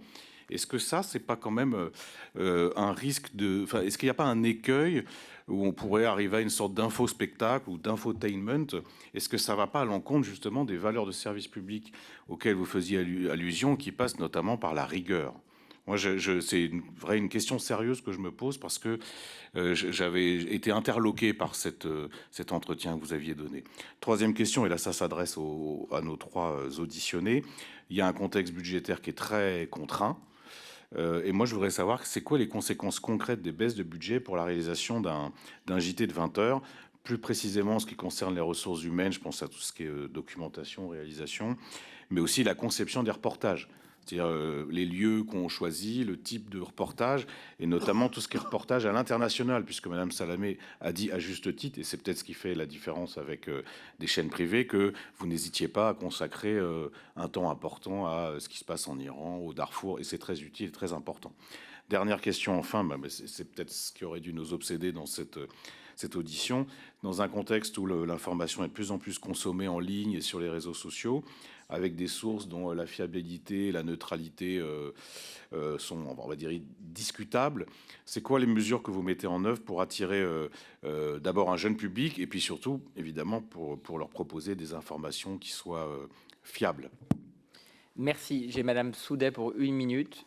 Madame Sicard, vous voulez poser une question? Non. Alors Madame Soudet, 1 minute, et ensuite j'aurai 2 questions, et ensuite vous répondrez. Et le rapporteur a quelques questions finales, et on vous libère à 12h30, on va essayer. Merci. Madame Salamé, vous vous êtes illustrée par de nombreux dérapages et propos déplacés. Donc, je pense notamment aux Jeux Olympiques où vous aviez parlé de façon déplacée à la mère d'une athlète décédée. Je pense à Artus, que vous aviez qualifié de chiant parce qu'il avait arrêté de boire. Je pense à Madame Cotillard, où vous avez parlé de sa séparation de façon indélicate et assez peu féministe. Et forcément, ça fait écho à ce que vous, enfin, dans ma tête, à ce que vous aviez dit une fois sur Combini. Vous aviez dit que l'important, c'est pas de déceler la vérité.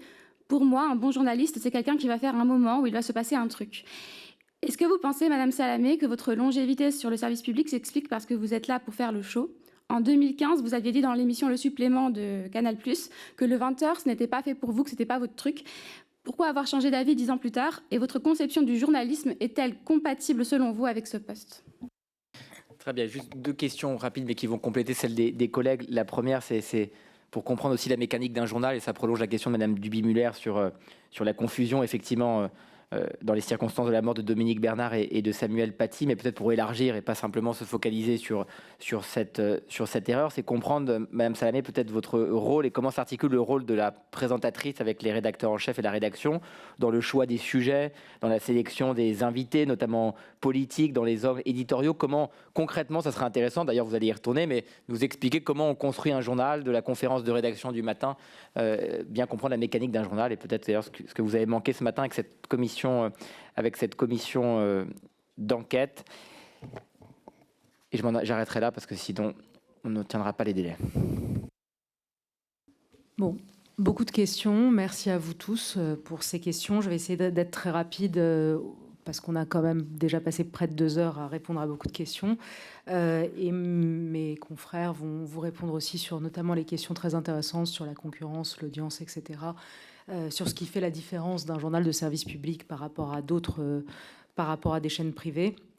Madame Parmentier, je ne suis pas avec Jordan Bardella. Décidément, vous avez décidé de me marier avec Jordan Bardella. Je ne sais pas si ça va lui faire plaisir, mais je pense que vous faites un procès d'intention au service public d'imaginer que la compagne de Jordan Bardella ne pourrait pas être embauchée par le public. Je l'espère, c'est ma conviction personnelle que ce n'est pas vrai et que la compagne de Jordan Bardella ou la compagne de François Ruffin, si elle était journaliste, pourrait être embauchée dans l'audiovisuel public. C'est en tout cas ce à quoi moi je crois. Je ne suis pas patronne de France Télé, mais je pense que c'est important de parler à tout le public, de parler à tout le monde, d'inviter tout le monde. Et je crois que vous le savez, vous tous ici, que moi particulièrement depuis 10 ans, j'ouvre les fenêtres, j'ouvre les portes à tout le monde sur le service public. Vous parlez de Jordan Bardella. Jordan Bardella, là aussi, s'il y avait un soupçon d'impartialité, pourquoi est-ce qu'il est venu? Pourquoi est-ce qu'il a choisi, alors qu'il était invité partout, pourquoi est-ce qu'il a choisi de venir sur quelle époque pour présenter son livre pour la première fois en exclusivité et sur le journal de 20h de France 2 pour présenter son 2e livre en exclusivité? Pourquoi? Parce qu'il sait qu'en face de lui, il a une journaliste qui n'est pas du tout complaisante. Ça, il le sait. Ça lui est arrivé de partir pas content, ça lui est arrivé de partir content. Peu importe, à la limite, on n'est pas là pour leur faire plaisir. Mais il sait en tout cas que je suis sous l'influence de personne et que c'est moi qui écris mes questions. Ça, c'est pour vous. Monsieur Saintoul est parti, malheureusement. Il n'a pas apprécié mes interviews de Bernard Arnault et de Carlos Ghosn. C'est son droit. J'espère que sur les 5000 entretiens que j'ai faits, il y en a 1 ou 2 ou peut-être 5 qui trouvent grâce à ses yeux. Je vais venir sur... Il n'autorise pas à les qualifier de lamentables. On avance. Sur Samuel Paty, parce que c'est très important, mais on va y venir. Pour les questions que vous avez posées, Mme Taillé-Polian, et je crois Monsieur Morel, sur... Le travail rigoureux sur le côté showbiz. Vous avez dit, moi, je ne suis pas showbiz. Je travaille comme une folle. J'ai passé 10 ans de ma vie à aller à la radio au milieu de la nuit, à pas accompagner mon fils pour travailler. Je travaillais des heures, je donnais ma vie à mon travail. Je ne compte pas mes heures. Pour le 20h, on arrive à 8h30 au travail. On en part à 22h. On n'a même pas le temps de déjeuner. On est là tout le temps avec les équipes, avec eux. On travaille d'arrache-pied. Franchement, si j'avais envie de faire quelque chose de plus facile ou de plus showbiz, j'aurais accepté des propositions qui m'ont été faites. J'ai toujours choisi quelque chose d'extrêmement rigoureux. Ça vient de là où je viens, ça vient de mon éducation. Je travaille énormément. J'ai prouvé par mes résultats. J'ai prouvé. Je suis pas arrivée là. Je suis pas arrivée là parce que je fais du clic sur les réseaux sociaux. Je suis arrivée là par mon travail. Et mon travail est extrêmement important et ma rigueur, que ce soit sur la matinale d'Inter, qu'on peut aimer ou pas, mais qui est considérée comme l'une des plus sérieuses, des rédactions les plus sérieuses, les plus jansénistes, que ce soit sur le service, le 20h de France. Non, mais je réponds. Vous avez une question sur le showbiz, elle a répondu. Non, il y avait 2 questions. Attendez. Madame Taillé-Polian, s'il vous plaît, il y avait 2 questions. Il y a une question sur le... Oui, c'est pour ça que C'était la 2e question. Non, mais alors, on sur avance. les incarnations, peut-être tu peux y aller, Julien. Il y avait 2 questions, pardon, Mme Salamé, 2 secondes. Il y avait 2... Madame Taillé-Polian, il y avait 2 questions, s'il vous plaît, 2 minutes. Il y avait 2 questions. Il y avait une question, effectivement, vous disiez, sur la question du showbiz, de la starification. Et Madame Salamé vient de vous répondre en vous expliquant qu'elle était une journaliste laborieuse et qu'elle n'était pas dans le showbiz. Et la 2e question sur les incarnations et la diversité des incarnations, à laquelle vous allez avoir une réponse par Monsieur Dupéret sur effectivement comment on choisit ces incarnations, est-ce qu'ils représentent la diversité? Tout à fait. Micro, Mme Salamé. Ton micro. C'est une vraie question et je vais vous répondre. J'ai dit précédemment qu'à France Télévisions, les présentatrices et présentateurs portent le journal de la rédaction et ce n'est pas le journal de Léa Salamé. C'est un premier élément de réponse. C'est quelque chose de très important chez nous. Après, présenter le journal de 20h tous les soirs n'est pas un exercice commun. Cela requiert des compétences tout à fait particulières. Et contrairement à ce que j'ai pu entendre, non, il n'y a pas des centaines de journalistes, il n'y a pas des dizaines de journalistes qui sont capables de porter chaque soir le journal de 20h. Cela demande des compétences, bien entendu, éditoriale, de l'expérience de l'antenne, de l'expérience du direct, savoir mener des interviews compliquées avec des responsables politiques, avec des responsables religieux, avec des leaders syndicaux. Donc la palette de compétences pour parvenir à cet exercice quotidien est immense. Et Léa Salamé, en l'occurrence, est une des rares journalistes, oui, effectivement, aujourd'hui, dans notre pays, qui a toutes les compétences pour mener à bien cette mission chaque soir à 20h. C'est notre conviction et on le voit au quotidien dans notre travail parce que, comme elle le disait, nous sommes côte à côte et elle est avec nous toute la journée. Donc, ce n'est pas une question de diversité, ce n'est pas une question de choix fait au hasard, c'est une question de compétence, la compétence, la compétence. Merci. Il y avait d'autres questions d'autres collègues. Oui, alors, parce que je vais revenir longuement sur Samuel Paty. Et puis par ailleurs, pardon, je fais une incise, mais monsieur le rapporteur, puisqu'il m'a été transmis sur le contrat de travail de quelle époque, on me dit à France Télévisions que vous l'avez reçu depuis le 14 depuis le 14 janvier. Et pour ce qui est du contrat, ça c'est pour le contrat de quelle époque, et mon contrat de travail, vous l'avez depuis le 12 janvier. D'accord, alors puisque ils me disent que vous l'avez, mais je vais vérifier. Puisque France Télévisions nous suit sur les réseaux sociaux, je vais leur demander, puisque c'est comme ça qu'on fonctionne apparemment maintenant. Voilà. Donc je demande à France Télévisions, qui a l'air de nous regarder, de classer les documents par société de production. Voilà. Donc, merci Monsieur Béanan, moi c'est ma demande. Voilà. Pour ce qui est Madame Duby-Muller, ce que vous disiez, parce que je voudrais quand même, c'est important avant qu'on aille sur les questions qui se sont répondues sur qu'est-ce qui fait la spécificité du service public, on va venir à Gaza Auschwitz, l'émission avec Thierry Ardisson. Elle a fait énormément réagir. On a réagi la semaine d'après. J'ai fait un long papier où j'ai expliqué ce qui s'était passé. Et j'ai expliqué, et Thierry Ardisson lui-même, paix à son âme, s'est excusé le lendemain en disant qu'il avait réagi sous le coup de l'émotion parce qu'on avait un médecin humanitaire qui était en train de décrire ce qui se passait à Gaza à ce moment-là et que il a eu un coup d'émotion et qu'il a fait un raccourci trop rapide.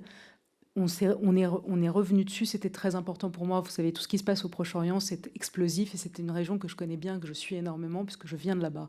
Donc chaque mot compte. Et donc on est revenu dessus. Et puis par ailleurs, dans cette émission-là, 5 minutes avant, précisément Thierry Ardisson parlait de l'explosion de l'antisémitisme en France. C'est-à-dire qu'il avait déjà dit et parlé, il avait donné son émotion aussi sur ce qui se passait en France et le fait que M. Gage avait été sorti d'une manifestation. Donc voilà, on y est revenu longuement et c'est normal quand les Français réagissent, quand les Français peuvent être choqués. C'est à nous d'expliquer et j'ai tenu à faire une espèce d'édito la semaine d'après. Maintenant, sur ce qui est de l'affaire, la confusion du 13h, du 20h autour de Samuel Paty, je vais vous donner la parole, Hugo et Julien.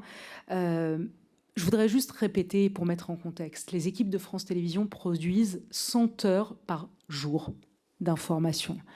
Le 20h, tous les soirs, on fabrique 1 heure pleine d'infos.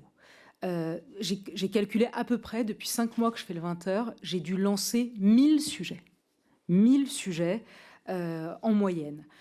C'est juste pour vous recontextualiser et pour vous dire tout simplement, comme l'a dit Alexandre Cara avant moi, que le zéro erreur n'existe pas, que personne ne peut le garantir, même si on doit tendre vers ça. Maintenant, qu'est-ce qui s'est passé ce 13 octobre-là ? Il y a eu une confusion, effectivement, à 13h, qui n'a pas été corrigée à 20h. Cette confusion, elle est regrettable. D'abord, c'est ce que je veux dire. Et c'est très important pour moi de le dire. Elle est regrettable parce qu'on parle des victimes. Elle touche aux victimes, elle touche à leurs familles, elle touche à leurs proches. Évidemment, on ne peut pas se mettre à leur place, mais on peut imaginer ce qu'ils ont ressenti quand ils ont entendu ça. Une confusion du 13h qui se reproduit à 20h, c'est un dysfonctionnement. C'est une erreur de communication et Hugo Planière va vous le préciser et on en prend notre part et j'en prends ma part. Mais c'est tout de suite que nous avons réagi. J'ai tweeté très vite pour m'excuser au nom de la rédaction et au nom du 20h auprès du public et auprès de la famille. Et le soir même, le lendemain à 13h, Julien Buget a fait un rectificatif et le soir même à 20h, on a fait un rectificatif. Vous pourriez me demander pourquoi est-ce qu'on n'a pas fait le rectificatif immédiatement dans le 20h ? Eh bien, parce que ce jour-là, on reparle du Proche-Orient. Ce jour-là particulier, ce 13 octobre, une fois de plus, ça n'excuse rien, mais ça l'explique. C'était le jour de la libération des otages israéliens qu'on attendait depuis 2 ans et de la libération des prisonniers palestiniens. Ce jour-là, on avait 6 entrées, 6 sujets sur le sujet le plus explosif qui soit. On était totalement concentrés dessus. Par ailleurs, exceptionnellement ce jour-là, on avait 2 invités. Ça n'est jamais arrivé dans le 20h. On avait François Hollande qui commentait ce qui se passait au Proche-Orient et le prix Nobel d'économie qui venait de tomber à Philippe Aghion. On a décidé de faire 2 invités. Et donc, quand on a compris dans le journal qu'il y avait eu cette erreur, à ce moment-là, on s'est dit, il faut qu'on termine. Il y a encore 2 interviews à faire. On ne va pas rajouter l'erreur à l'erreur. Demain, on fera un rectificatif propre et sérieux. Voilà, Hugo. Merci pour cette question. Effectivement, c'est une erreur collective dont on a bien mesuré les conséquences. Merci pour votre question déjà parce que ça me permet de directement, devant la représentation nationale, de m'excuser auprès des familles des victimes, de m'excuser auprès de notre public et de m'excuser aussi auprès de la rédaction parce qu'elle fait un travail formidable et que cette erreur a entaché leur travail. Et vraiment, de cela, je suis vraiment désolé. Vous soulignez un problème de communication, Léa l'a dit, effectivement. Vous posiez la question de nos collaborations avec le Trésor. Il arrive régulièrement, quand le journal de 13h fait un sujet, fait un reportage sur une actualité du jour, qu'on la reprenne aux 20h. On le fait parce que le journal de 13h est un journal de très bonne qualité. On a tout à fait confiance dans leur travail, dans le travail de ces équipes. Et donc, on reprend régulièrement leurs éléments dans le 20h. Ça arrive en tout cas.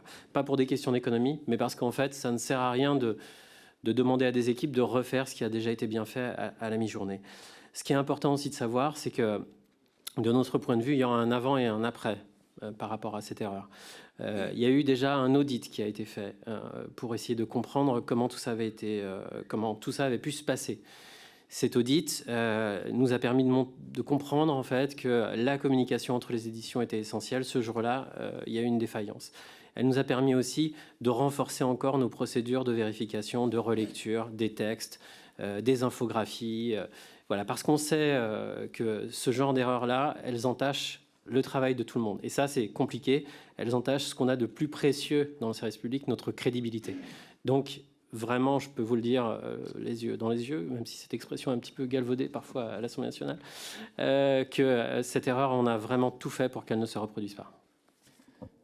Merci. Il y avait une question, Mme Calvez, pour savoir, Mme Salamé, si dans vos fonctions au sein de l'audiovisuel public, à la radio et télévision, vous aviez eu dans votre carrière des pressions externes ou internes? Jamais. Vraiment, je vous le dis, Mme Calvez, et je suis sous serment, je n'ai jamais eu de pression quelconque de l'extérieur, de ma direction, d'un homme politique, d'une femme politique. Jamais. J'ai pu avoir des textos d'hommes ou de femmes politiques qui n'étaient pas contents de l'interview que j'avais faite, qui étaient en colère. Ça, c'est normal, on n'est pas là pour leur plaire. Mais je n'ai jamais eu aucune pression, jamais. Voilà donc pour l'audition de Léa Salamé par la commission d'enquête sur l'audiovisuel public. À très vite sur LCP.